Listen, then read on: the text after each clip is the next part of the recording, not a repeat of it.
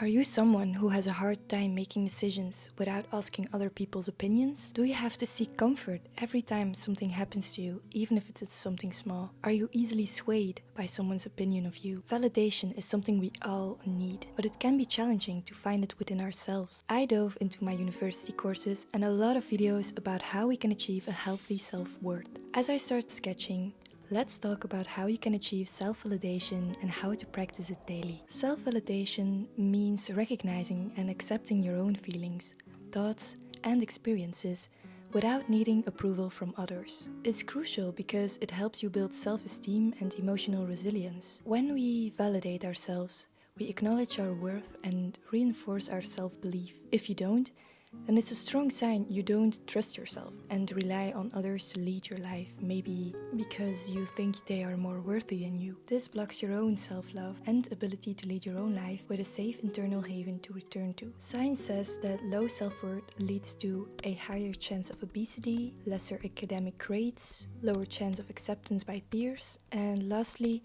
more chance of psychopathology, so like fear, depression, eating disorders, and so on. The evidence about high self-worth is unclear. I only found evidence about higher academic grades in my developmental psychology course. You can achieve this high self-worth through only one person you share your whole life with and is with you through everything. The one person who knows you better than anyone else. The one person who will never leave your side.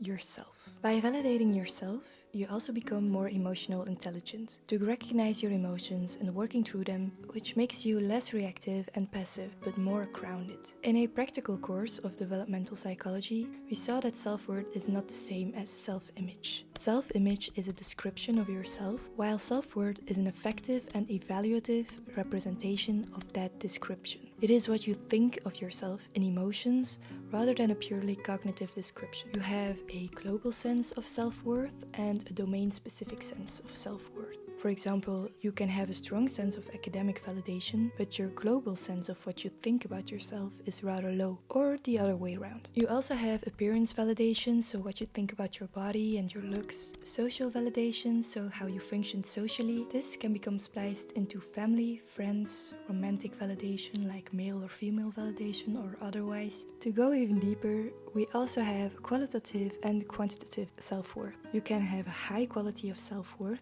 This means that you have a safe kind of self-worth where you are not easily swayed by things, you know who you are and what you stand for, or you can have an unstable, vulnerable quality of self-worth, which means that if you receive a bad grade, for example, you instantly think that you are not successful academically or even as a person. I personally struggle sometimes with letting my achievements determine my worth, that if I don't set goals and do stuff with my life, I'm simply useless, which obviously isn't true and a very favorable way of looking at life. Quantitative self-worth means, simply put, having a low or high self-esteem. For example, I think I am a good academic student who has sometimes a hard time managing everything, but still, at the end of the day, processes things quickly and thinks she's a good student, which means my academic validation is quite high. But even if your self-worth is quite high, it also needs to be qualitatively good. It needs to be a safe haven of stability and trust. Most of all, you need to accept yourself with all your quirks and goodies. But how do we achieve this? Self-validation plays a big role in this. A feeble, unstable self-worth is conditional. You only accept yourself through positive external validation. So how can we learn to validate ourselves to create this stronghold?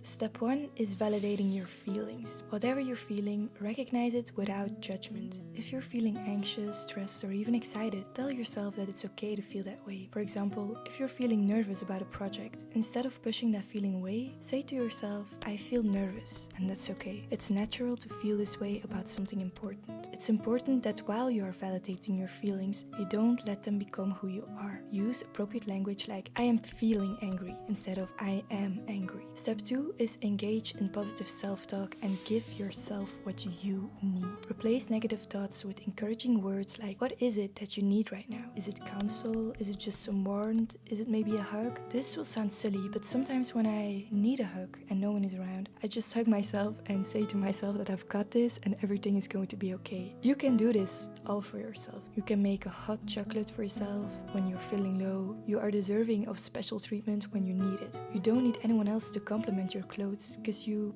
say that stuff to yourself. Remember, be kind to yourself. Treat yourself with the same kindness and understanding that you would offer a friend. If you wouldn't say it to a friend, then don't say it to yourself.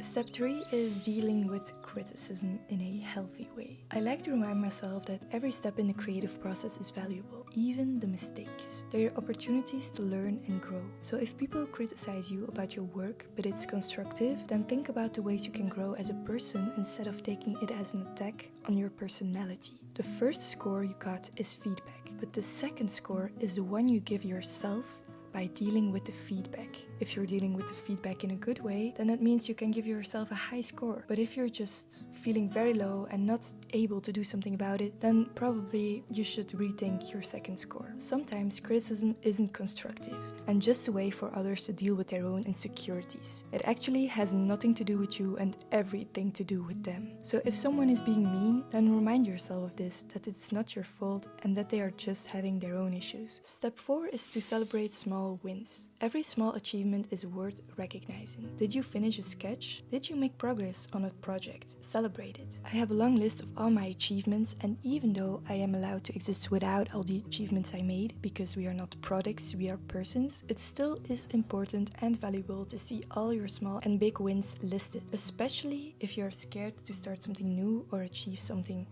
Every line and color I add to this drawing is a step forward, just like every effort you make towards your goals and progress. Celebrate these moments for yourself and share these wins with yourself. Remember, it's okay to make mistakes and have setbacks. They don't define your worth or capabilities. What matters is that you keep going and believe in yourself. Everything you do is a small extension of yourself, but not you as a person. You are not defined by the art you make or your job or your grades. You are allowed just to be.